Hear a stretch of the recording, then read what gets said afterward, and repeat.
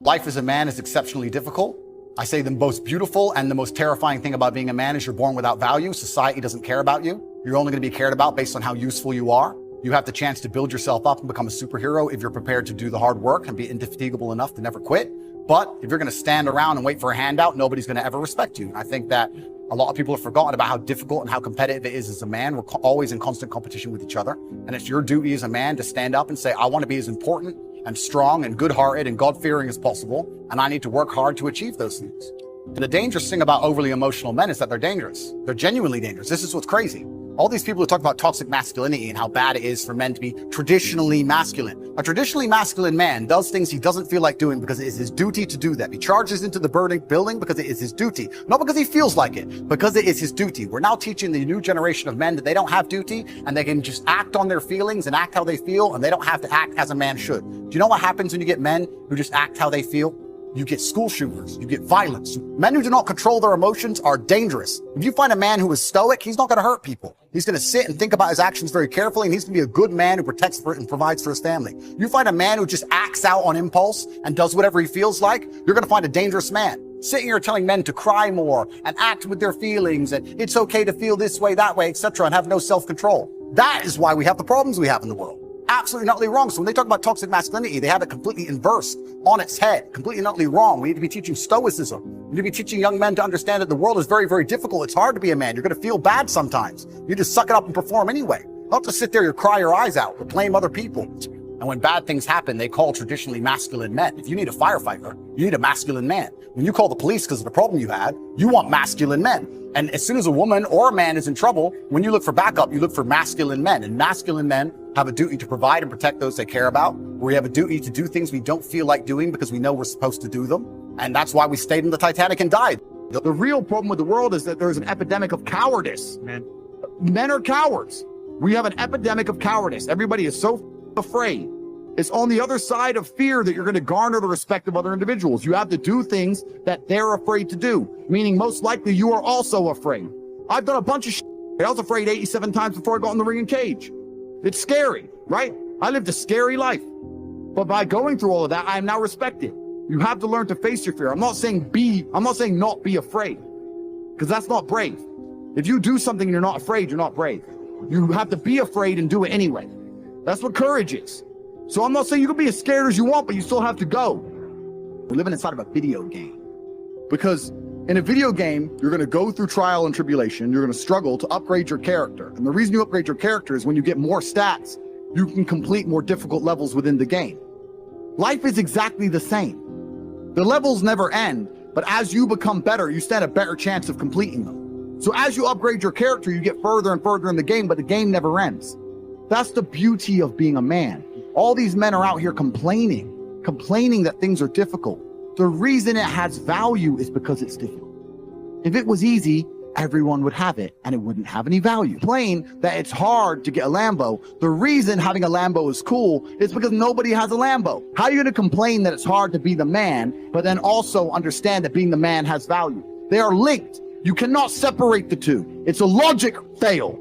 If you love the fact, if you love the idea of being that character you dream of yourself to be, then you should love the fact it's hard to become that man, because it means no one else can do it.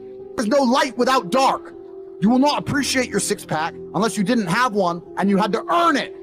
That's how the world works. So when I talk to these dudes like, oh, but it's, you know what, Tate, yeah, I agree, but you know, it's hard. Of course it is. It's supposed to be. And if you're not cut out for it, then go off and live a normal existence and die. Sit there, letting other men enjoy the spoils of being a man and die. If that's what you want to do, is just sit there and exist and then fade into history unremembered. That's your decision. If you want to level up your character, then you need to get out here and do it. You need to be around brave men. You need to get some balls. You need to get your network together. You need to do the truth. Humble yourself. Stop sitting there with an ego. Realize you ain't shit. You're nothing but lucky. Bacteria could have stole your eyesight at the age of 3, and it didn't. You could have been in a car crash and lost both your parents. Never happened. You've been nothing but lucky. Blind luck has given you a favorable hand, and you've managed to f it up. And they are trying to convince you that you should act how you feel. You should show more of your feelings. If you feel this way, you should show it. If you want to cry, cry. Look, I have no problem with guys crying. Sometimes guys cry, right? My dad died, I cried. I've cried once in 10 years, but it's not a default emotion for me. Sometimes you cry, right? But what I'm saying is the reason they're trying to bring out emotionality in you is because most of the time you don't feel like doing the things you're supposed to do. But the true masculine frame throughout history was doing the things they didn't want to do, but they knew they had to do because they had honor and duty. That's what honor and duty means. Do you think the men on the Titanic wanted to stay on the Titanic? No, we're men. We have to stay. We're scared, but we must. It's our duty to let the women and children on the lifeboats. Yeah. This is masculine duty. When you remove self-control from men, you get, not only do you get emasculated weak men, but what you also get is very dangerous men. Because the world at large is trying to tell you, just be more in touch with your feelings and everything's gonna be fine. Men also have an innate desire, one, for conquest, and two, we have a biological response. We are very predispositioned to anger. You look at all these school shooters and these are men who can't control their emotions. That's all they are. Facts. They have no self-control. And then they go and do dangerous. A good man controls himself. I have absolute self-control. If I decide to smash your face in, it was a very conscious decision. Nothing to do with the fact I was angry. You understand? Emotional control is absolutely and utterly important as a man. Now, I'm not saying become a stoic dork, have no personality, be a boring. I'm not saying that. I'm saying that you need to understand as a man, there are certain principles under which you act, regardless of how you feel. Bam. I can wake up in a terrible mood. I can wake up sad. I can ache. I can have a busy day, stressed, etc. I will complete the same tasks as if I woke up in a fantastic mood. I'll do the same things because how I feel has no bearing on the things I'm going to do with my day because I have duty to myself and to my bloodline. So a lot of you guys out here are acting like fools because you feel like acting like fools. And what I'm going to say to you is, because you think there's something wrong with you, you go, well, I lack motivation. You hear this one? I don't have the motivation to go to the gym. Well, here's the news flash. Neither did I. And I still did it. So now what are you going to say? Now you have no excuse, right? Oh, you're scared to get in the ring. So was I. I still did it. I'm scared to get in the cage. So was I. I still did it. Being a man isn't about not feeling things. It's about acting the way you're supposed to act, regardless of how you feel. And I'm tired of hearing guys mess about how they feel. I don't feel motivated. I don't feel. Feel. Leave the feelings to the girls, right? That's what they do. We act. We're men of action. We get things done. That's how the world got built. All of it. All the men who built the skyscrapers felt scared. They did it anyway. You need to become a man of action. Stop worrying about how you feel and start worrying about what you're supposed to be doing. You have a series of emotions you live with regularly, don't you? Those emotions could be bliss, passion, joy, faith, but they could also be worry, stress, depression, frustration, concern. And because you've done it over and over again, even though you know they don't serve you, you will find a way on a very regular basis to get those damn emotions. The quality of your emotions is going to be the quality of your life. The Bible says in 1 Corinthians, we are unspiritual when we're under the control of ordinary impulses. And that's the way so many people are today. They just let their feelings run their lives. If they feel like telling somebody off, they just tell them off. They feel like being depressed, and they go around all depressed. But friends, we cannot just act on these emotional impulses and expect to have any kind of victory in our lives. Feelings can get us into trouble. And throughout life, you're going to have plenty of opportunities to lose your temper. You're going to get up some mornings and feel like being depressed. At times you'll get caught in traffic and feel like being impatient, feel like getting upset. But we've got to learn how to follow wisdom and do what we know is right and not just follow our feelings around.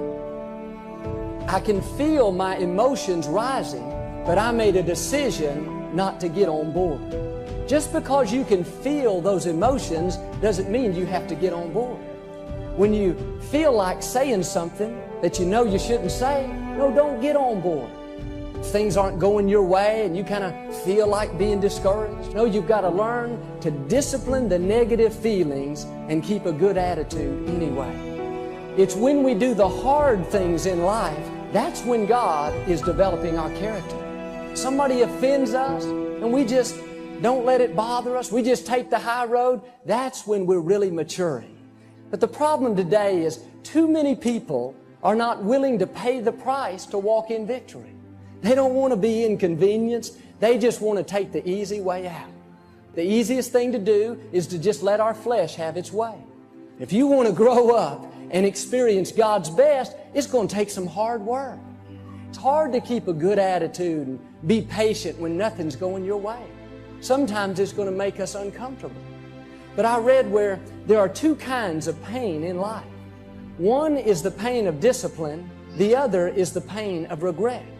And if we live a lazy, undisciplined life, and we act on these emotional impulses, we're going to make very poor choices that we regret later on. I mean, how many times have we acted on our emotions and said something that we know we shouldn't say, and later on, it ends up hurting us in that relationship?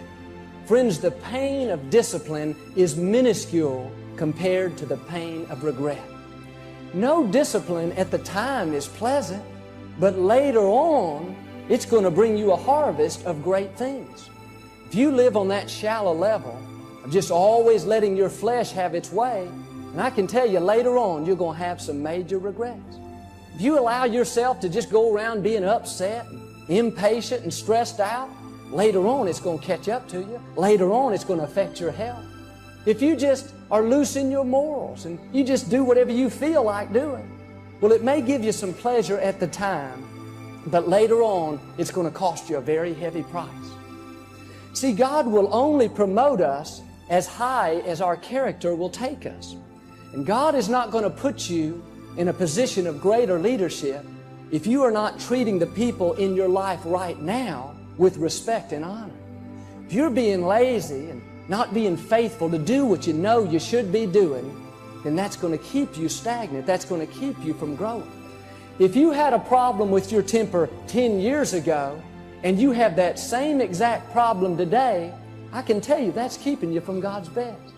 If you would just do your part and grow up a little bit and quit being ruled by your feelings, if you do that, that's when God will begin to increase you. If you're having difficult times today, instead of getting all bent out of shape, you need to see it as an opportunity to grow. God may be trying to do a work in you. If you find yourself always being around people that offend you and you're always getting your feelings hurt, well, there's a good chance that God is trying to teach you to quit being so touchy. If you find yourself around people that are always rubbing you the wrong way, always irritating you, God is trying to teach you how to love the unlovely. He's trying to teach you a little bit about patience. Well, God, if you just ever change these kids, that's why I'm always upset. Now, let me tell you a secret. God is not going to change your children until you first allow Him to change yourself. And instead look inside and allow God to do a work in you. Then God will change the circumstances. Then He'll change those other people. As long as we're not passing the test, then we're going to have to take it over and over again. In 1 Peter chapter 4, verse 12, don't be surprised at the fiery trial that you're going through. It is only to test your quality. You see, when we go through times of pressure, it shows us what we're really made of. It shows us areas we need to improve. And unless we learn how to rule over our emotions, make the right choices, keep a good attitude, then we're not going to get out of that situation. God loves you too much to just leave you alone. He sees your potential. He is going to constantly be pushing you and testing you and giving you opportunities to improve. The next time somebody does you wrong and you're tempted to get upset and lose your cool, no, you need to see that as an opportunity to grow. If you'll keep a good attitude and do the right thing, you know what? You will pass the test and God will promote you. Don't get on board with your feelings. See, we cannot control every circumstance in life, but we can control how we respond to those circumstances. When you feel your emotions rising up, instead of just praying, God, get me out of this situation, God, change everything, no, you need to learn to pray, God, help me to remain calm. Help me to rule over these emotions. God wants us to be stable. He wants us to remain consistent. And the way we do it is to learn to live beyond our feelings. We got to discipline these negative emotions. You do not have to get all upset just because things don't go your way. Make your flesh stay calm. Pass that test. Just walk away. Be the bigger person. Don't allow other people to steal your joy. Keep yourself calm. It's a decision that you have to make. God is not going to make it for you. You've got to discipline yourself. The next time you're tempted to just follow your feelings, you remember God has promised that it is not too difficult for you to handle. You can overcome. You can withstand it. That's what I want you to see today. Just when you have the emotion, you do not have to get on board. When we act on these emotional impulses, it causes us to make poor choices that we're going to regret later on.